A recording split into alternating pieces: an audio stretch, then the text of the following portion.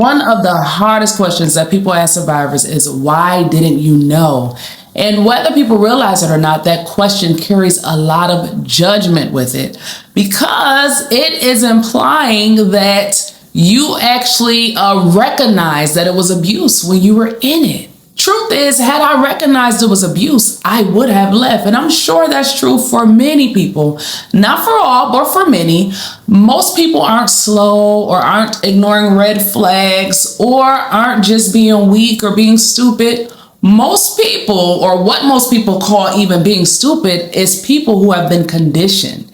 And it's easy to say, oh, if I was her, I wouldn't do this, I wouldn't do that. But you don't take into consideration that if you were that person, you would have had the same upbringing as that person. You would have the same mindset as that person. You would have had all of the different ingredients that make that person. So you really would have walked out the situation just as that person did. Looking at situations from the outside in, you can calculate differently. You can say, oh, I would not have done that, I would have done that, because you're looking at it not just from the outside in, but from a different perspective, and also as a different person who's had different training, a different person who learned things very, very different than whoever it is you're observing. And so it's easy to say what you would do, what you couldn't do. And let's say you're a survivor watching this and you were once in an abusive relationship. I have facilitated group coaching sessions where I might know everybody's story around the circle because they have told me their story privately. And I may hear one person may feel comfortable enough to share their story or a part of their story, and you'll see how others will say, wait a minute, you're worth more than this, and you shouldn't have took that. And they're saying it in a way of encouraging them and building them up. But sometimes I'll sit there and I'll be very happy because it's like, wow, they're seeing right for sure. But it's like, you see all of that in that person and you see how much they should not have taken. But if we put both stories together, you actually took way more. And I just feel like it's a very interesting thing that people do. You may have a high pain tolerance for this, but not that. So you know how people say, I never, she better than me, because I would never.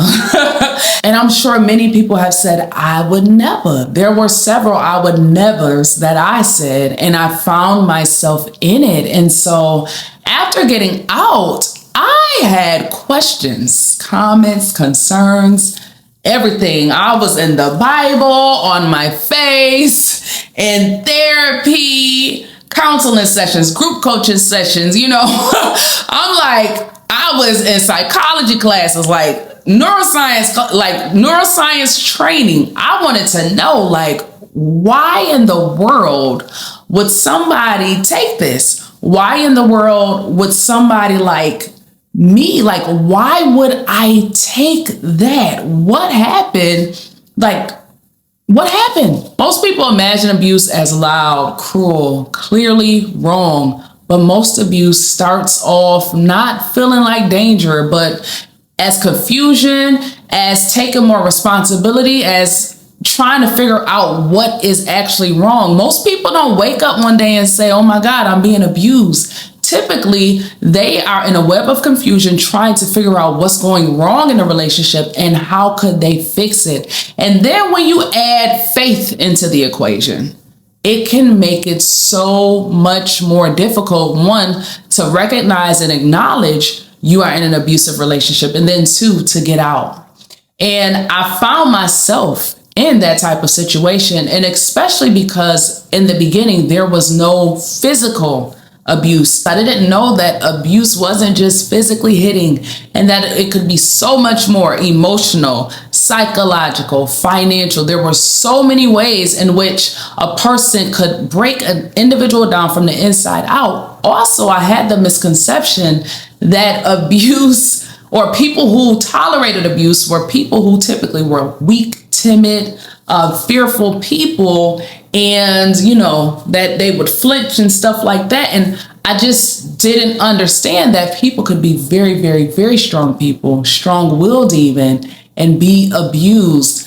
I didn't know that there was a thing such as narcissism, where those individuals even seek out people who have certain strengths and certain characteristics and certain things that they admire and they're jealous of, and they want to break those things down in them. So they will use psychological warfare and gaslighting and trauma bonding and all these different things to try to break that person down. Now, I understand that we wrestle not against flesh and blood. I understand that narcissism is so much more than just a personality trait or a personality disorder. I understand that. And I also understand how the enemy uses people to try to derail your destiny. I understand how the enemy will place somebody in your life to try to derail you and get you off of doing what it is that God has put you on earth to do. But the good news is no weapon formed against you shall prosper.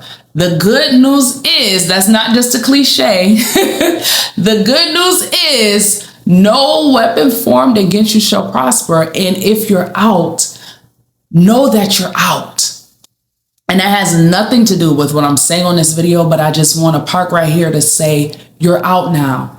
Please live in full victory. And I understand from my own lived out experience, I understand how there could still be some residual types of effects or like little residue here or there. I understand how different things could be showing up in your life, or even different people could be showing up in your life that person is still trying to sin years later. Trust me, I'm going to get into that, not in this video, but in another one. I understand how the enemy could try to like gang stalk you and send all kind of stuff against you. But I want you to understand that you are out. So you don't have to live as though you are still being abused, and you don't have to live in regret. Please don't live in regret. Please don't live in, oh my God, how didn't I know then? How didn't I see it then? You were in it. You didn't see it. And guess what? The enemy meant it for evil, but God can turn it all around for your good if you allow him to. And I just want to encourage you right there, because sometimes it's easy to fall into, oh my God, I didn't see it and I wasted so much time. But if I could just encourage you that there is so much more time ahead. You haven't lived your best days. Your best days are not behind you. They're in front of you. And so, yes, that was time in your life. But guess what? God can restore the years that were stolen. The only God who can restore all of the years that were stolen. And so trust him for that. And even as I talk about some of these topics, I'm not talking about them from a place of, oh my God, this happened to me, this happened to you, and so forever we will be in this place of trying to get out of this bondage. No. I'm not talking from that place at all. I'm talking from a place of victory. I'm talking from a place of our identity, where we are now seated in heavenly places with Christ. I'm talking from that place. And from that place, we can look at the things that the enemy meant for evil and say, God, thank you for turning it for our good. And not only that, but thank you that we're out. Thank you that you delivered us. And now we will go and deliver others. We're talking from a place of victory. We're talking from a place of sweet success. We're talking from a place of yay and all these things. We are more than conquerors, more than conquerors. And so I just want to sidebar real quick. Even as we talk about those things from the past, and even if you're somebody that's walking through it now, I want to help you not go through some of the things that I went through. Because if I'm honest, some of the healing could have been so much quicker, so much more supernatural, but I allowed wrong people in my ear telling me I was doing too much, or it's not that simple, it's gonna be a long process. No, it doesn't take time. It takes God. It takes God. And we saw Jesus while he was on earth. We saw him speak to a fig tree, and within 24 hours, that tree had withered up. That was not a natural process. We saw him heal people and limbs grew out. That wasn't natural. We saw him raise people from the dead. Again, that wasn't a natural process. He raised himself up from the dead and then said that that same spirit that raised Jesus Christ from the dead now lives in our mortal bodies. So if Jesus Christ rose himself from the dead, and that same spirit lives in our mortal bodies, surely you can rise up from whatever it is that you were in. Surely something that the enemy sent to destroy you will not take you out. So you're out. And I just want you to keep announcing to yourself that you are out. You will not live like you're still in that bondage. And you will not let people put you in a box to make you feel like you're still that person who lived in that bondage. No, it's over and you're out. Sidebar over. In me not understanding that it was so much more than physical, I didn't even think I had when I did start to realize, some games being played, some lying, or this is happening, or that's happening. I was starting to put bits and pieces together, and I'm getting what I thought was wise counsel. I understand now that it wasn't wise counsel, and not that even everybody wasn't evil. Like, I will keep saying that in my story. Everybody wasn't evil. There were some people with very good intentions who were just either misinformed, or there were some who were living out their own convictions, but they were wrong. And I'm saying that because there were some who I'm now finding out like they had very shaky marriages at that time, and they were holding on by faith. So I had an older woman at one point tell me like, well, marriage is like a garden, and sometimes there's snakes in the garden and different things, weeds and stuff. You just got to pluck it up. And I'm looking like, ma'am, you talking in metaphors and stuff. What are you saying? Because I just told you that ... has happened. And garden snakes. So what am I to do? And that's one of the reasons why when I talk, I try to make it so plain so you don't have to understand, like, what are the instructions? What do I do? Like, how do I? Because it can be very confusing. And then it's a lot to trust a person to even go before them and say, hey, this is what I'm dealing with. Can you please tell me what's going on? And then you trust them and they come in with a metaphor. But I understand now that because she was going through so much, she really couldn't even speak into my situation to help me. And I'm saying that because there were so many people, and being in leadership, in having a whole church that I'm co-pastoring, like, hey, so faith, and we're going to pray this through, and we're going to fast, and everything is going to be okay. And I thought that I was doing the right thing at the time because I was denying my flesh. I was picking up my cross and walking. And that's what I thought. And I remember I would just be praying like, Lord, I don't want to be in this. Like, especially once I realized like what was going on to a degree. And I keep saying to a degree because it wasn't until getting out in a way that I really started understanding the magnitude. And then that's when people started telling me more. And it was years, like throughout the years, I'm still at times getting more pieces of like, whoa, and that happened too. And that was happening too. And that was happening too. Because when I tell you, I dealt with a master manipulator, like literally. And so when faith is involved and you're told to keep praying, to keep fasting, to keep believing that God is going to change your husband, you will stay. If you were conditioned in that kind of world, if you were conditioned to believe that God is going to be upset with you, and if you were told all your life how much God hates divorce, you had maybe one or two here or there ever getting divorced, and it wasn't something talked about. And to my knowledge to this day, abuse wasn't a factor.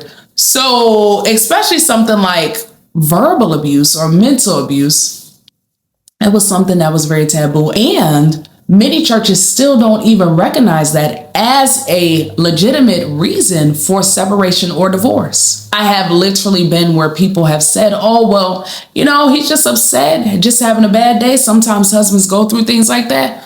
Pray about it and it'll get better. And then it doesn't. And I have watched the deterioration of healthy women, like from emotional abuse. And I'll get into videos about how damaging emotional abuse can be. There are studies that show it can be even more damaging than actual physical abuse. I had to personally study it out for myself, even where the Bible says God hates divorce.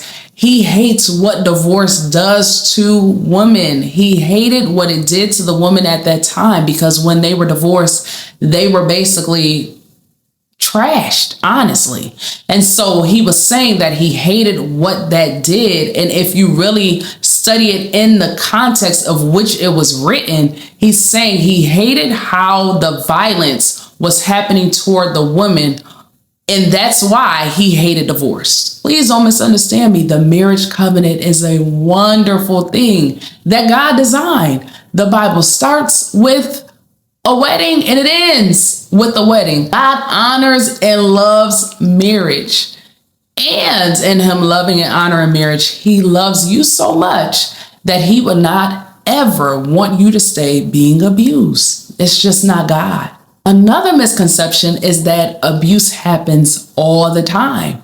That is not typically true either. Most times there is abuse and then there is some type of really, really amazing action on that person's part, or they'll give a really good apology, or sometimes they'll bring up their childhood trauma or the way or the reason why they did that and how they're so sorry and they're going to get help.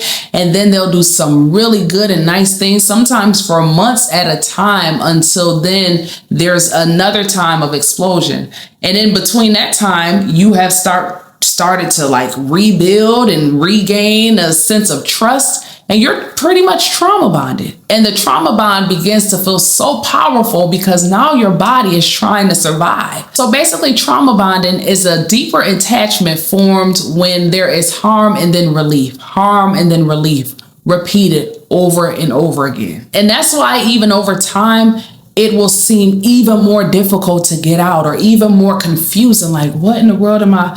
Because your body is just really trying to stabilize. I keep talking about our nervous system. The truth is, God never intended for us to live in any type of abuse.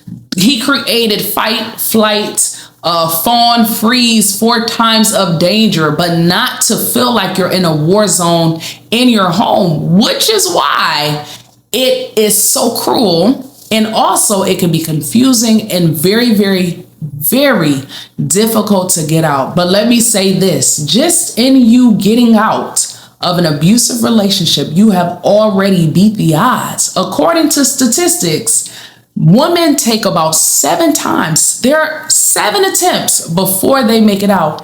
And some don't. Some don't make it out. Some stay in, and some don't make it out alive. And so if you made it out alive, you've made it out and you're still in your right mind, you are a living miracle, sign, and wonder. And so I just want you to even be encouraged with that. And then most people don't realize how abusive it was, as I said earlier, until they're actually out. And people do judge the delay because they didn't see the progression. They see the end, that's clear. Like, I see a monster. How didn't you see it? But they didn't see the beginning. That's okay. Like, I want you to be at peace with letting people see what they see, letting people say, oh, I always letting them say all of that, but you being at peace. And if you're just not realizing what you were in, you are not behind, you are not foolish, you are not too late. Honestly, clarity often means that your nervous system finally feels safe enough to tell the truth. So if this video helped to give language to something that you couldn't quite explain, that matters. And I'm going to keep doing videos like this because people heal when they understand what it is that they've gone through. So until next time, abundant blessings.